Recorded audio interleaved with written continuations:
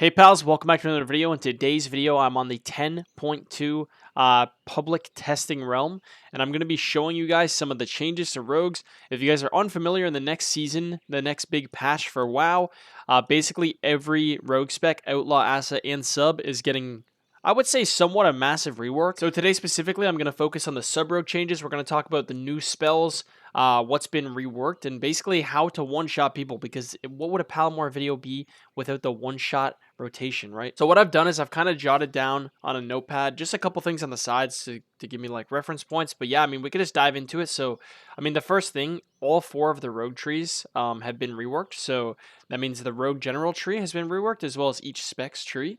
In the general tree, we'll rip through here really quick because I don't want to make this like a guide, just kind of like some cool stuff that's changed. Big change in here. Number one, we basically grab this talent. It's basically a free point. A lot of the talent points up here have become a lot more obvious. If you want more healing, you kind of go down here. And then if you don't want more healing, you kind of get like Subterfuge for free now. It's like really easy to pick up the side pieces. We actually drop Shiv now. Could potentially play this still, but yeah, this is kind of what the build's looking like. But yeah, this talent right here, Sprint actually has 4 seconds longer duration, and it also is an extra 30% of move speed. So this is really funny. If you sprint now with this talent, you actually just go 100% move speed. And I don't know what it looks like on video to you guys, but when you're actually playing the game and you're just running around for 12 seconds at mount speed, it's kind of funny. Something to think about too is you could pair this talent with maneuverability, which was reworked a couple of patches ago, but this used to be like a freedom in a way, but now it's basically reduced cooldown and reduced duration. So you could actually have a 30-second sprint cooldown for a 6-second sprint that gives you 100% move speed. So that's something that might actually be really good. I could see that being clutch. You go very fast when you have this ability up. But yeah, that's the first kind of big change in the regular rogue tree. Another change is there's actually a passive now that makes your crippling an extra 10% slow. Believe it or not, you can actually feel this pretty hard. I was testing this in duels, and it kind of feels like you have chains of ice as a rogue when you have crippling on people, so that's pretty cool. Unfortunately, both these talents are kind of useless for PvP. You don't really play elusiveness, but you just grab the double feint charge. This one's completely useless. You can't even use Shroud of Concealment in Arena. That's AoE stealth. But yeah, you grab this because you need to go down the side of the tree here. Now, at the bottom of the rogue tree, this is where I haven't completely made up my mind yet on what I want to play down here. The first sure for sub rogue is you definitely want to go down to dance. The preference comes between the bottom row here. So playing Vigor is really nice because as every rogue spec, having a bigger energy pool, it feels okay, but mainly the energy regen. Having more energy regen feels really nice, especially as a sub rogue on your downtime between your setups, just being able to build back dances, use AoE, Shuriken Storm to build points, using Gloomblade, Black Backstab, whatever it is. It feels good to have Vigor. Now, the only problem is that you're unable to play Vigor and the bottom point here, which is either Deeper Stratagem or Mark for Death. So I haven't completely made up my mind. I feel like there's probably two builds. Number one, you go 2 points Vigor and then Subtlety, because you might as well grab Thistle while you're down here.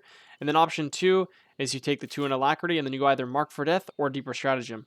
So what I can talk about right now really quick, I guess, is actually Mark for Death. So Mark for Death also got reworked.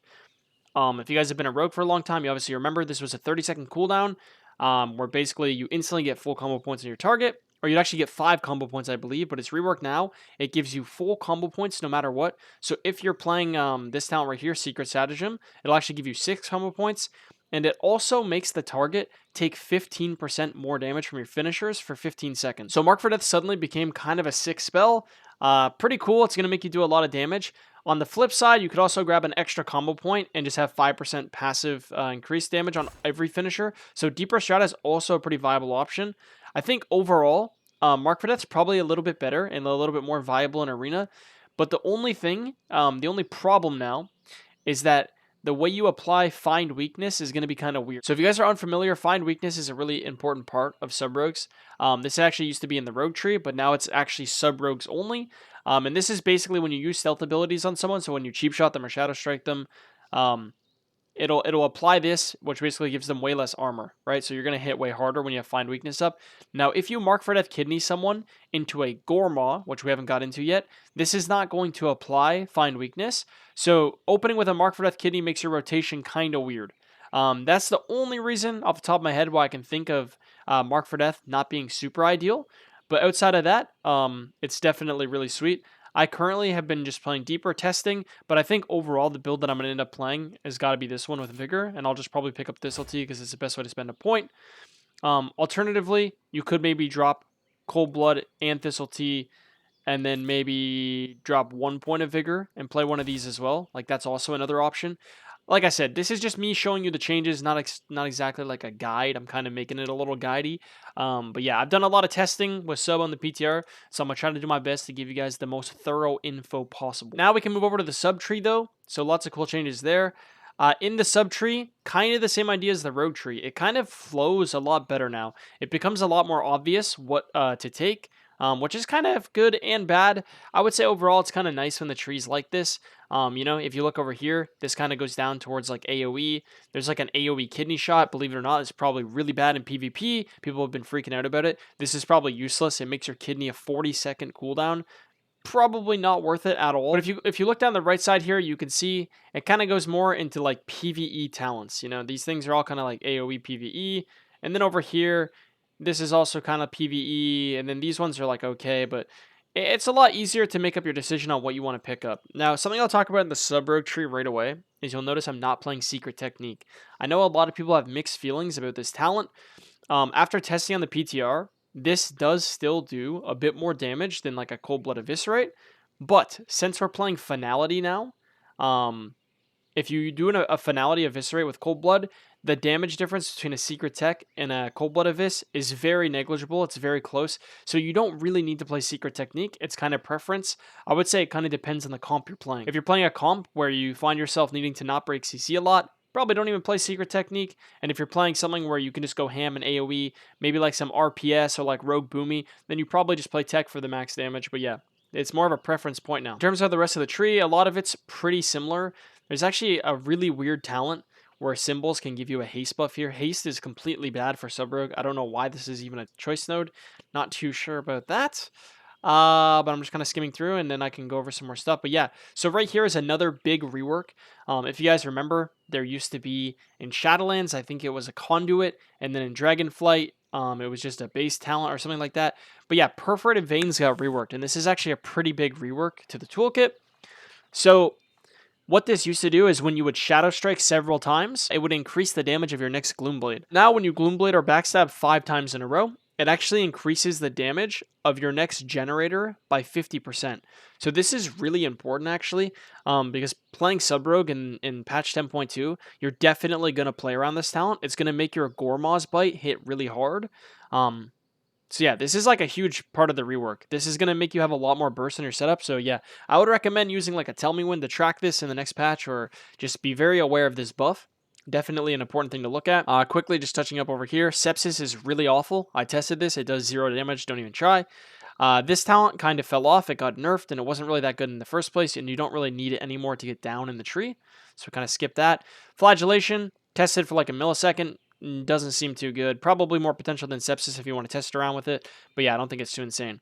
Now down here, let's go over more new stuff. So first new thing down here too, the Rotten got reworked. So this used to basically apply on a Backstab, Gloomblade, or Shadow Strike. It would give you full combo points, and I believe it was either 50 or 100% increased damage, and it would guarantee crit. I don't know what it is on live. I just having a brain fart. But yeah, it would do a lot of damage on your next strike, Backstab, Gloomblade, and it would fill your points. Now, it will basically guarantee that any combo point generator that you use will do the same effect, minus the combo points. So the reason why this is really good is because this works with Gorma. So if you don't know what Gorma's bite is, this is basically, I think this was the Legion artifact weapon ability. I didn't play Rogue in Legion when I did play a little bit, so I wasn't familiar, but this is a really sweet ability. It's literally just like an instant ability that does shadow damage. So yeah, we have a lot of modifiers with this. Like I said, we have the Perforated, which we can stack 5 of, and we have a Rotten, which we can stack on this. So we can do a lot of damage. In the middle here, we definitely just take dance damage again. We kind of drop out of Dance to play 2 points of Finality. I like to do that because I'm not playing Secret Tech, but if you are playing Secret Tech, you could probably drop a point of Finality and grab a point in Dance. Might be worth it. This is nerfed to 4% each combo point in PvP. But yeah, Once again, this is all very fresh, very new, just going over the changes. Dark Brew would be really insane to pick up, but after just like fiddling around with the tree a lot, it's kind of awkward to try to like squeeze that point in just because of the way things are distributed. So we probably won't be able to pick up Dark Brew. Another thing that's reworked is basically the way that this talent works. So if you guys remember, we used to have a passive called Shadow Technique, which is right here. And what this would do before is every 4th auto attack that you did as a sub-rogue, you would have a 50% chance to proc Shadow Techniques. And what it would do is give you, I think, like 8 energy, and it would give you a combo point on the target. And every 5th auto attack, if it didn't proc on that 50%, it would be 100%. So it was just passively giving you a little bit of energy and combo points as you auto. Now, this has actually been reworked. Now what it does is it has the same energy effect, which is a little lower, but it actually stores combo points for you. Now, I know that sounds really confusing, and this was really confusing for sure, but basically abilities that generate combo points can expend them. So when you're auto-attacking, I mean, I'll go use, I guess I can go right here, actually, I can just use like a little turnip. Okay, so if I throw this on the ground and I auto-attack, you're going to notice I'll start stacking up a buff right here. So you see I have 1 stack here. Once again, this is another thing you're probably going to track, but it's probably going to be mostly passive. But it's kind of the same effect, and as you're attacking, you stack up these points. So as you can see here, I have 2 points stored. I'll wait till it goes to 3. Now if I use a Gloom Blade, I should generate 1 point, but I'll get 4. Boom. And it consumes the stacked up points. Now I have another one. If I press it again, I'll get 2. Boom. So as you can see, it's a lot nicer like this. Basically, it just gives you more points when you try to build points instead of just passively proccing them all the time. I think this is a really good rework. Now, the reason why I bring up this part is because this talent kind of works around that reworked ability. So as you can see here, while you have symbols active, basically you can consume these points. You can add these to your bar with finishers, not only generators. So what that means is if I actually switch my spec over just for 1 second to show you guys, if I have a bunch of these stored up, you could do kind of a cool thing here. So let's say I guess I got to rebuild them. Let me put up like a little slice and dice really quick so I can build fast. But yeah, as you can see, it basically just means that these points that I would basically consume when I use a generator also apply on a finisher. So you can do something cool like this where basically, see how I have 6 here? So I'll fill my points and I'll let it fill again. And I'll show you an example of what I'm talking about. All right, so as you can see, I have 5 of them stacked up and I have full points. So now since I'm playing this talent, when I have symbols active, my finishers will grant me these combo points. So I could like symbols into a kidney and instantly I have points again. Now for some reason, it kind of bugged it on the kidney. It didn't consume, but I pressed eviscerate and it happened there. So yeah, I'm not sure why it didn't proc on the kidney. Maybe it's a little buggy on PTR, but that's basically how this talent's going to work. If you just read through it, and I've already tested this before and it didn't bug out like that, but there's no point to overthink it. Things are usually pretty buggy on the PTR, but yeah, that's another cool thing. Shadow Techniques is a huge part of the Rogue rework, and I guess lastly, we can kind of show you guys Gormaw, what this spell actually looks like with all the modifiers. All right, guys, now I was about to show you the rotation, and I forgot that I missed one of the most important changes of the entire Sub-Rogue rework. As you guys know, Shadow Blades as a sub-rogue is a pretty useless cooldown. We kind of just shove it, build points with it. It doesn't really do much. We play Thieves Bargain, usually, so whenever we press it, our damage gets reduced. It's kind of like a weird ability. That is not the case as of 10.2 anymore. Shadow Blades, for the first time in I don't know how many years, is becoming completely insane of a spell again. Shadow Blades has been reworked.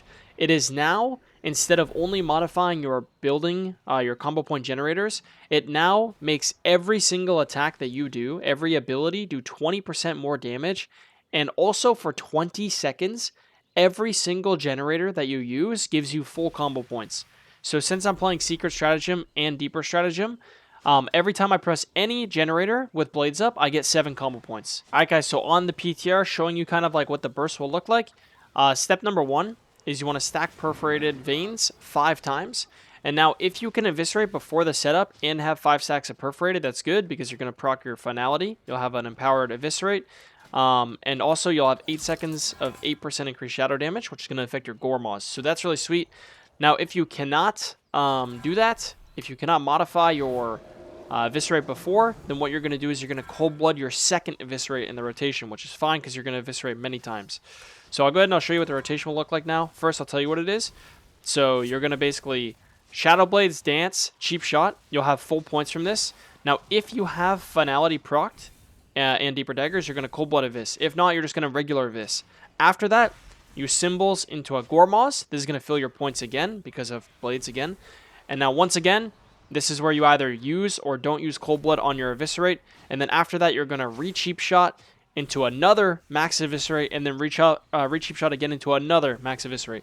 So I know it sounds like a lot, but I'll kind of show you what it looks like here.